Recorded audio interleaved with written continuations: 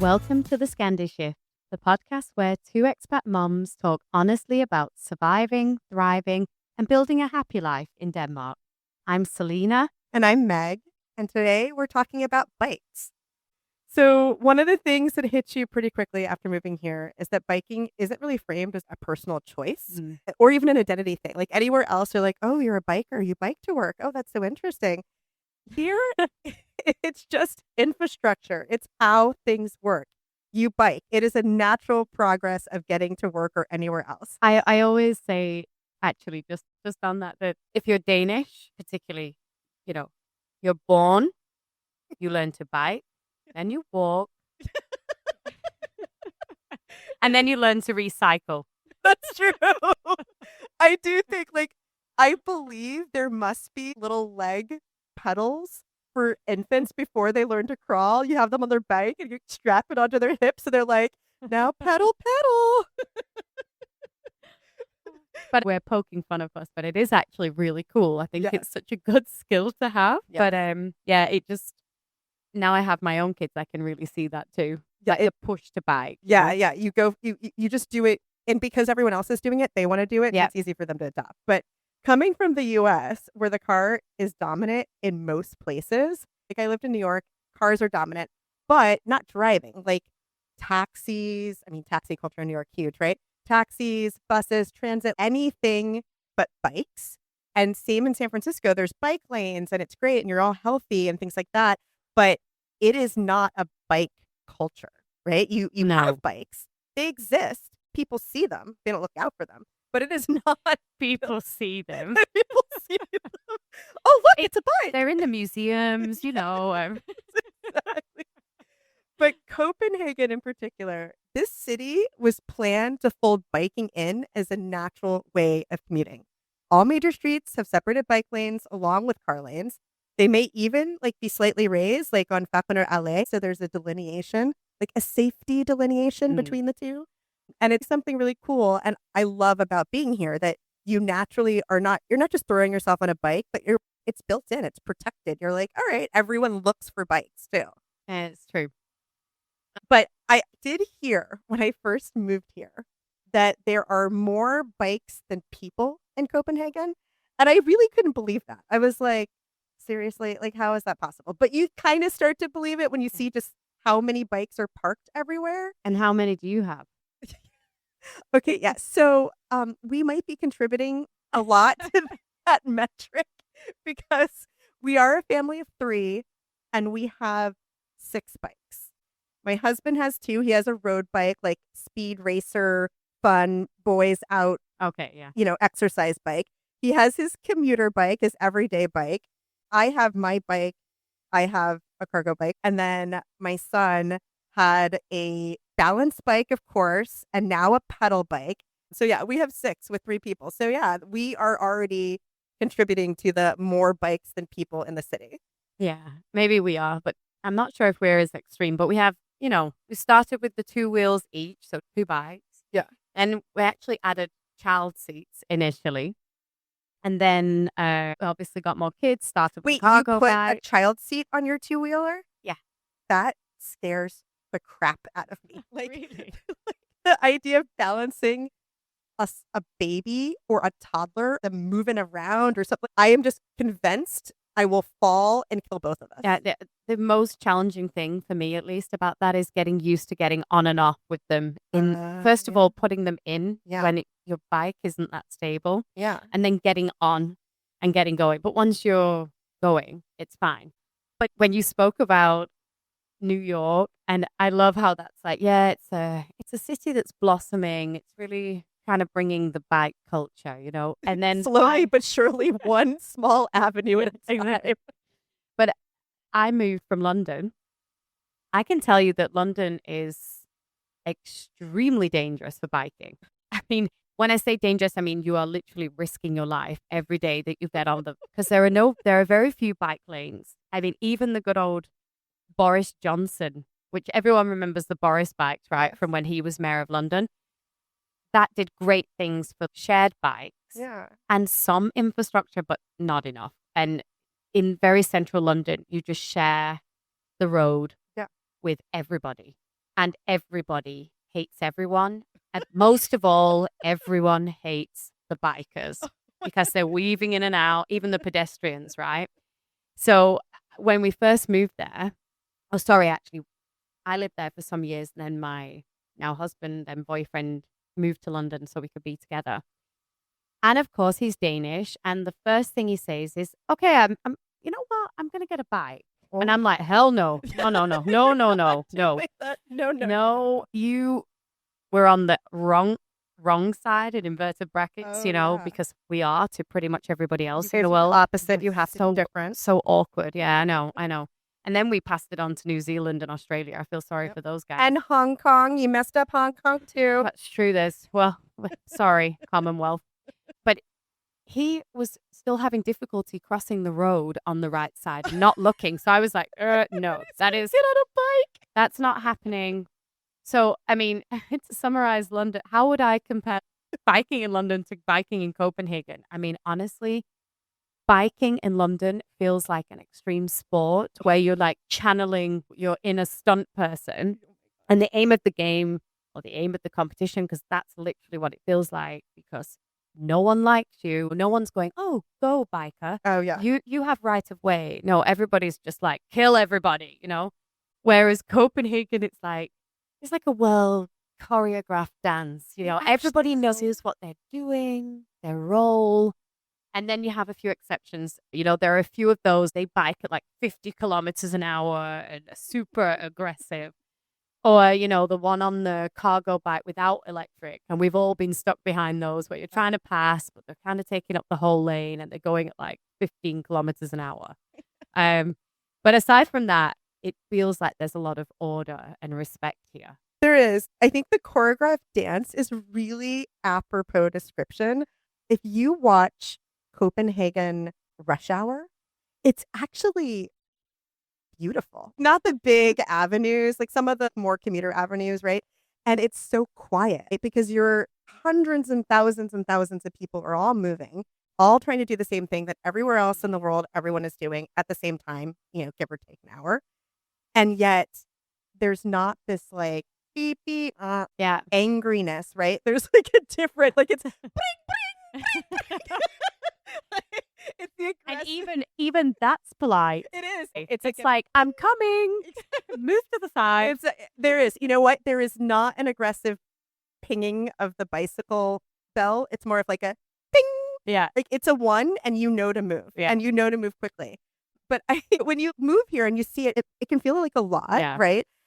After you move here, it's not long after that you start to think, okay, should I get a bike now? Should this be a part of my identity? Honestly, the public transport here is amazing, right? The metro system here is phenomenal. And that's like me coming. But you come here and you're like, okay, I might need to bike, not only because everyone else is doing it, but when you first move here, you're Google mapping everything. You're like, how do I get there? Everything you do, you're like, okay, I need to be here. Google Maps.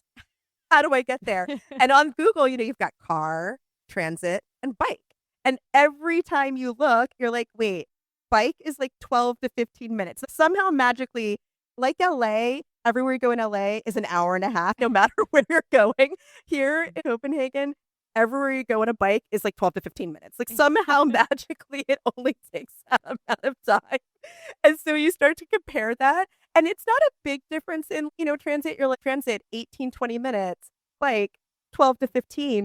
But you start to be like, well, I could save 5 minutes if I bike. This is, it starts to be like, this makes more sense to me. How much more time will I save if I just do that? Yeah, completely. But then you just get one, right? And then it all starts from there. When we talk about this, I really like how fun it is that our experiences are our initiations, let's say, of biking. Yeah. Because they are quite different. And you always talk about there's like a quiet build of pressure. And, it's like, oh, I'm just watching everybody else move and thinking, oh, should I go in the same direction? It sounds so lovely and poetic. So yeah, almost, yeah, exactly. And then you get to me and it's like, I arrive day one. My husband is like, we must get bike. You will be on bike. And there's no coaching, no guidance. I love how I made your husband a Russian dictator. You will be on bike. Well, the analogy fits in this instance. It's not that far off. But I mean, I have some really funny stories about early days biking.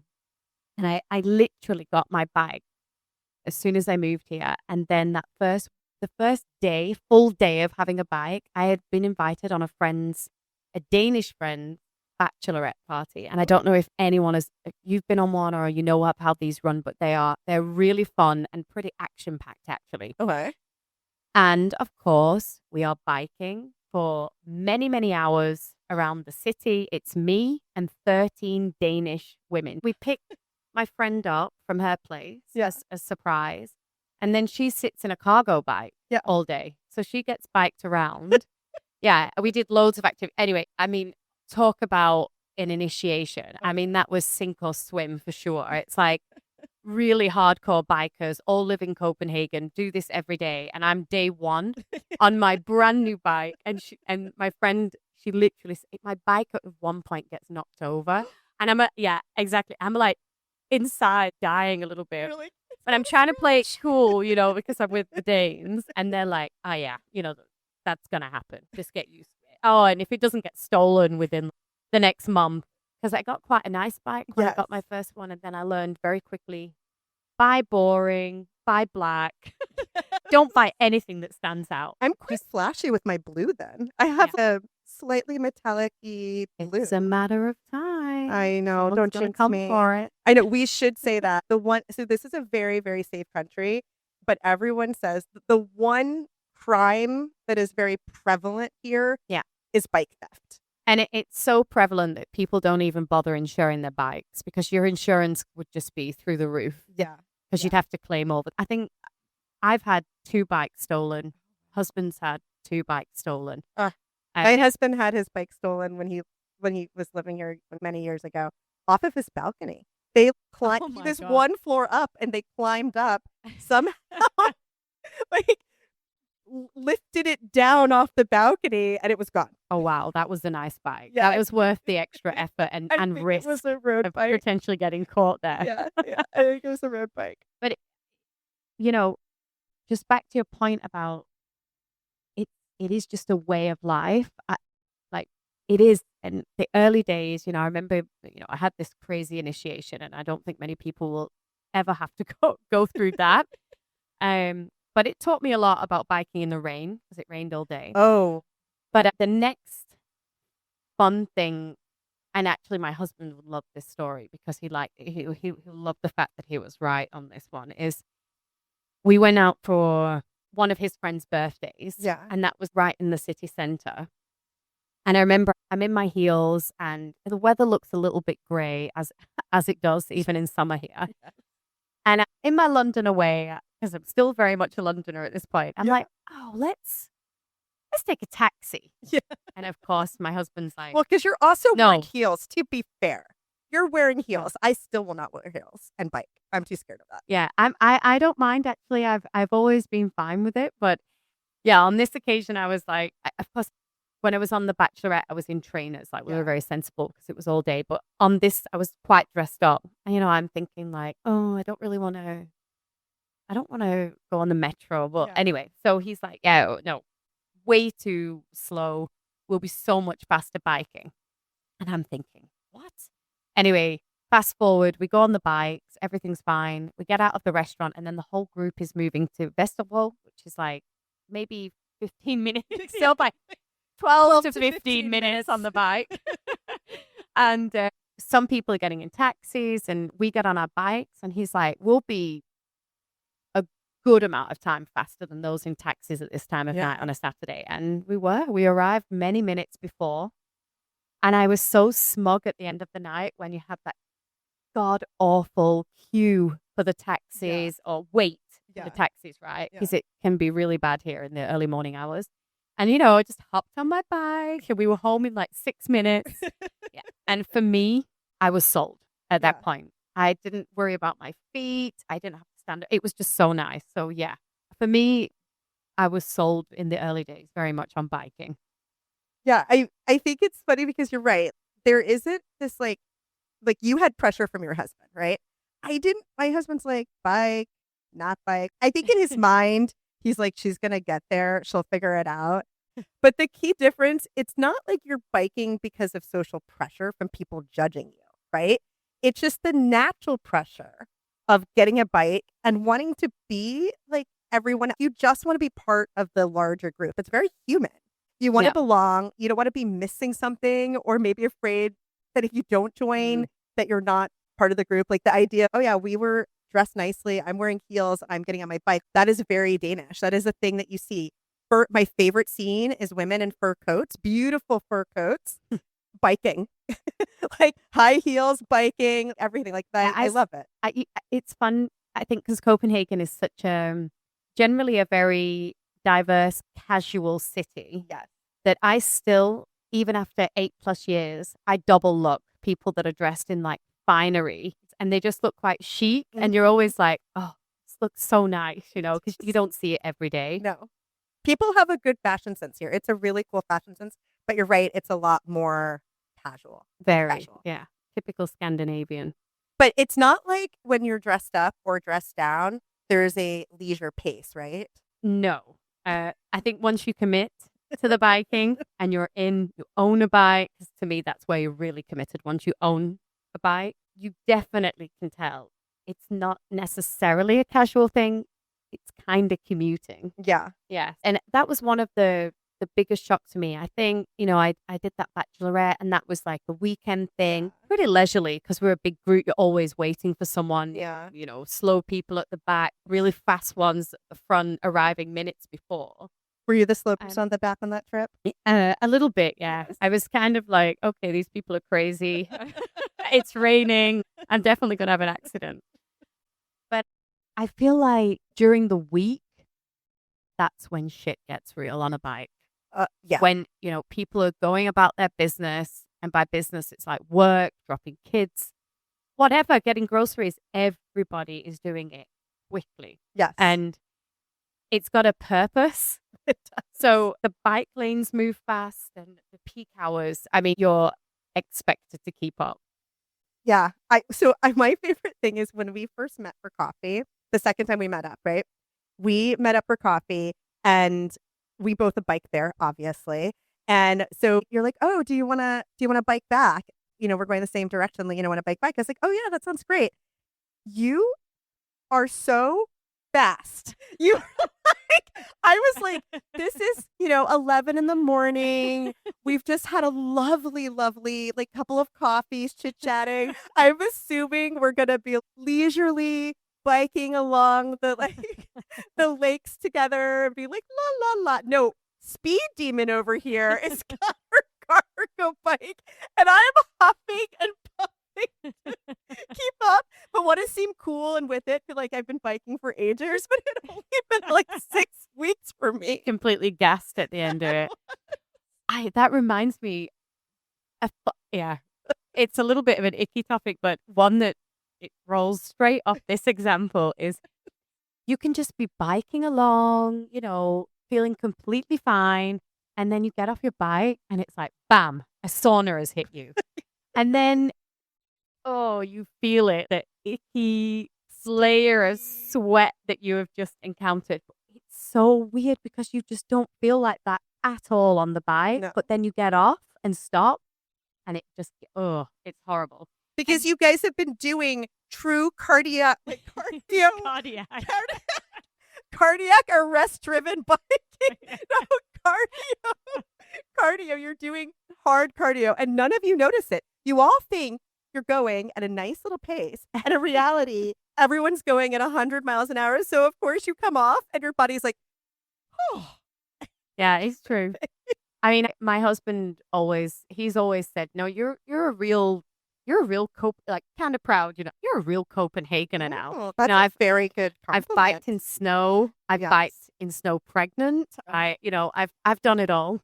Oh my God. So I do feel like my initiation has been long, but now I've finally found my place. Your rhythm. My rhythm, yeah. Okay, but back to this like sweatiness. Yeah, topic, right? you must have we all have a funny Okay. story. What's Yeah, yours? I mean, it is like everyone is glistening. You always come back and everyone has a do. You see them with a do and they're like, they just parked the bike. But yes, my first one is gross. It was actually summer at this time. And at this point, was now convinced that now that I'm biking, I'm going to bike everywhere. I forgoed any type of transit train in place of this bike because I was, well, I'm just going to bike everywhere. So I had an appointment up in Pillow Up, which for people who don't know, that is not 15 to 20 minutes away. That is, I guess, the next large town on the other side of Copenhagen. And so it was about a 45-minute bike ride, but I was like, I can do this. This is a beautiful day. I got it. So I went up there and that was fine. That was easy enough. It's one time. I go to the meeting, then I come back and I was like, oh shit. I have to bike the 45 minutes home. I can do it. I can do it. So I don't take 45 minutes because, again, I also think that the time estimates on Google are for Copenhagen bike like speed, not my speed. So I get home at like 1:00. Now, this is my first long bike ride. I arrive dripping in sweat, saddle sore. My butt is so sore. I peel myself off this bike and I'm like, oh, my butt. Okay. All right. And I'm dripping in sweat. And I look up because I hear my husband's voice being like, oh, hi. And I look up and next to him is a stranger I do not know. Oh, no. And he's like, hey, so-and-so just stopped by for coffee. And he's like, this is my wife. I was just telling you about her. Let me just wipe this hand free of sweat. The thing is, it's not even just a hand. I look like a drowned rat. I look up with this look of exhaustion. My butt hurt and I'm dripping in sweat. And I'm like, oh, hey, so nice to meet you. Did you want another coffee? So mortified. I can imagine. My best impression ever. But I feel, maybe, I don't know, maybe Danes don't really go through that. Maybe, I think they do, but maybe they don't have these embarrassing stories because they are on a build-up. They do it for so many years. It's just the way of things for them. Whereas for us, we just have to get on and get going. So we're not bike fit by any stretch. No, not at all.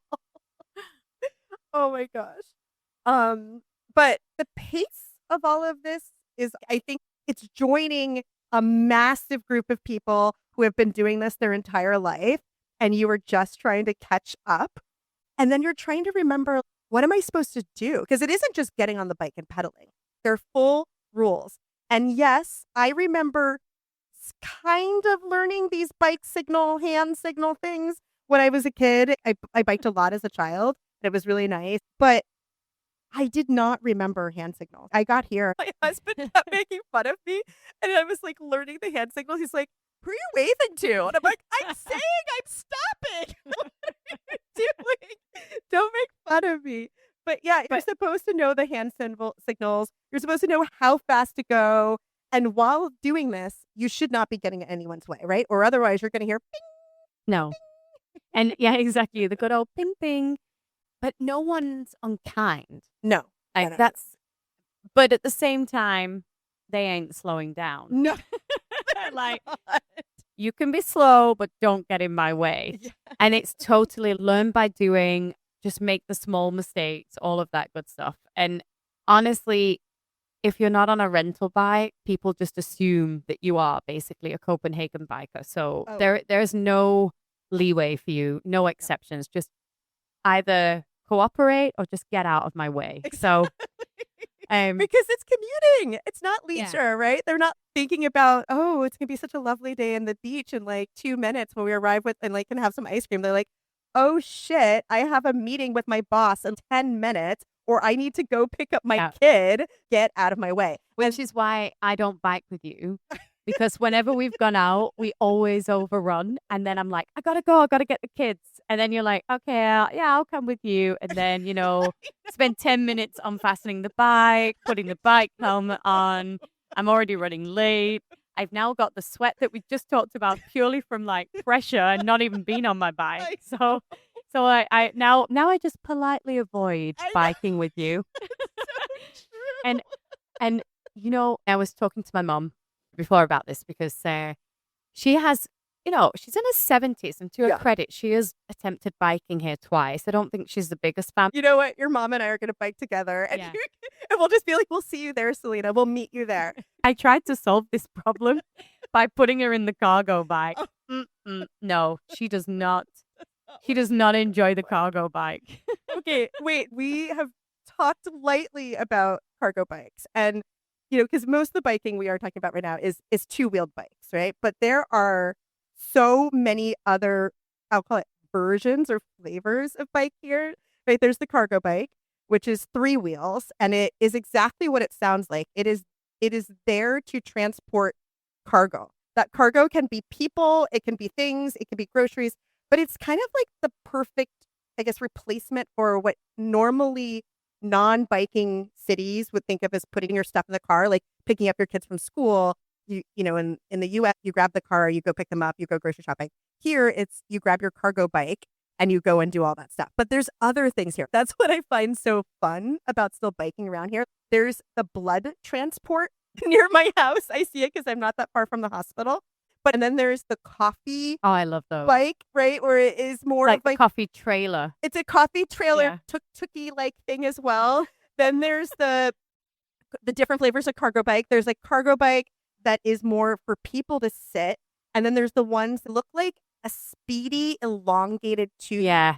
They're aerodynamic. And you can either put a person in or they're completely open and flat and it's 4 boxes.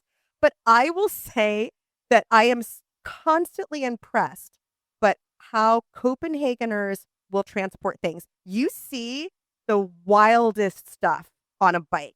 People will be transporting full pieces of furniture under their arm while riding a bike. It is crazy impressive. Like anything goes. If you need to transport it, it's going to go on a bike in some way. What's the most you've transported at?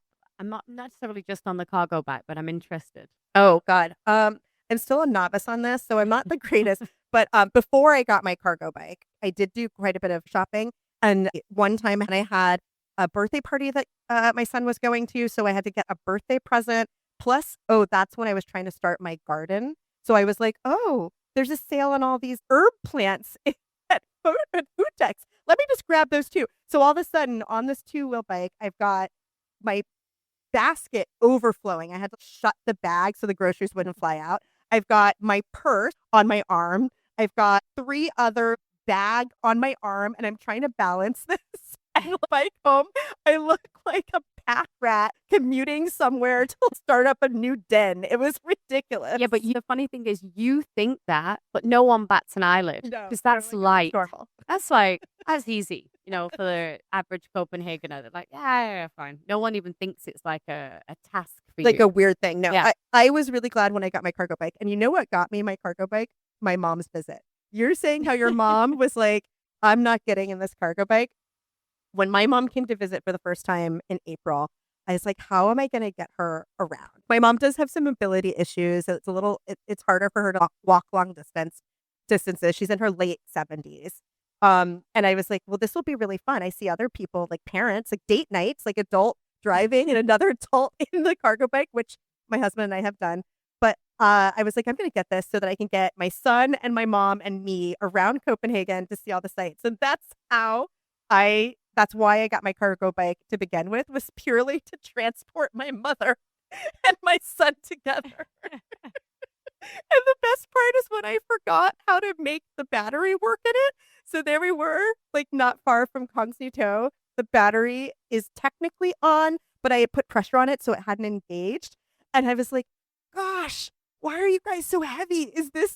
Are we going up a hill? And this Copenhagener is literally walking alongside of us. That's how slow we're going. And he's like, no, not it's not a hill. No. And then he starts to push me from behind because I'm not doing it right.